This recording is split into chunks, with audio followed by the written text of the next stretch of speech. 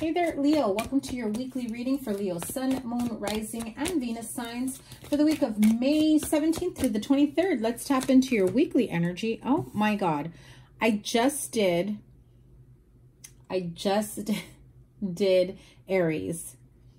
First card was the Tower, second card was the Ten of Pentacles. And I swear I shuffled the deck. I swear I did. So what is going on for you the week ahead? Let's tap into that energy. Okay, you've got, okay. Well, it's not as bad as you may think with that Tower card there, especially with the Ten of Swords underneath the Tower. Aries also got the Nine of Cups. Let me just pull two more here. Six of Wands and the Two of Pentacles. Similar cards to Aries, however, definitely feels different energy, different vibe. I know in the past you've had Queen of Pentacles, Virgo energy in your readings. Listen, if I look at it this way, the Ten of Pentacles and the Page of Wands, you will be hearing about money, finances in the home, funding, loans, refinances, getting approved for the home, selling the home. The reason why I say that the Tower and the Ten of Swords is not so bad is because I feel like finally you realize that you had to go through this breakdown to have a breakthrough. And when it does happen, I know you think that it's going to take you a long time before you could start all over again. It actually comes to you a whole lot faster, a whole lot quicker. Things start to manifest because what was holding you back was whatever this Tower moment was, whatever it was that you were still holding on to, that you refused to let go in order for you to move on. For some, it's a person, place, thing, right? So some of you needed to sell a home, needed to sell a car, needed to get rid of a few things, needed to, you know, wipe the slate clean. I also feel that some of you are holding on to really, I'm just going to call them old treasures, okay? It just reminded me of like holding on to like a deceased family member's items for a very long time. I think you finally took the steps to release any type of burden that may have been there in regards to a death of a loved one, especially items that you may have inherited or that you felt, you know, my father, my mother, my grandparents, they would have wanted me to, you know, keep this and I can't get rid of that. And unfortunately, things got very overwhelming at one point, especially when it became an abundance block where you felt like you really wanted to create a new life for yourself. You wanted to welcome a family into your home. I feel like there's a lot of trapped grief, stuck energy within a home or the home of this person that you are holding on to. There is a need to release yourself from it. And the minute that you do, and it's like this emotional breakdown that you end up having, like I said, so that you can have a breakthrough, to be able to create the new life that you want. And before you know it, that happily ever after is there, especially if it's marriage, partnership, whatever it may be for some of you. Why do I always have a hard time picking up these cards? I mean, come on. What is it that you want? You're happily ever after, family, peace, joy, contentment. Maybe some of you want to start a new business. Some of you want to get married. Some of you want to buy a new home. Some of you want to remodel, refurbish, you know, just bring back to life a property. I'm trying to hear the word and I can't hear it. It's not remodel, but there is work being done to a specific home or property, bringing it back to life of some sorts. And it really gives you some great pleasure, harmony, happiness, contentment. everything that you could have possibly wanted. I think that you probably had to fight with a few family members to get this done, whatever type of work that you needed to do to take care of this. I feel like you may have had people that were wanting to stop you. Why can't I hear the word? It's not refurbished. It's not remodel. Holy cow. It'll come to me. And if I remember, I'll probably have to type it in the comments.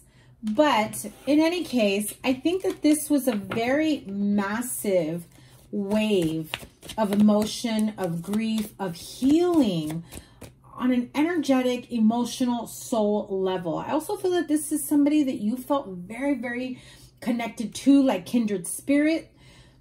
You just got each other.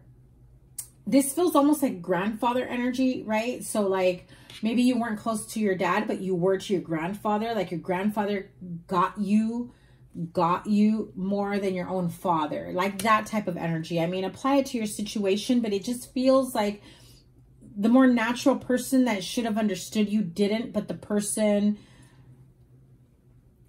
next in line almost is what it felt like. But it just definitely feels that you've had to go through this, and you were definitely guided to really seek out this type of healing and nurturing energy. You had to, you know, come to the conclusion of, you know, enough is enough. I've put my life on hold. I haven't been able to make big life decisions. I haven't been able to make any changes within my life. I've been living the same old life for a very long time. And now I want something new. Now I want something better. Now what I want for myself, for my family, for my children, for my legacy, you know, for whatever, fill in the blank. Now it's within reach, because now you're in a much better state of mind. Your heart feels lighter and healed and whole. It's definitely a good time for you to go out in nature, go for a hike. Aries also got it, I believe. Go by a lake, body of water. Look at, I told you, spiritual growth and blessings.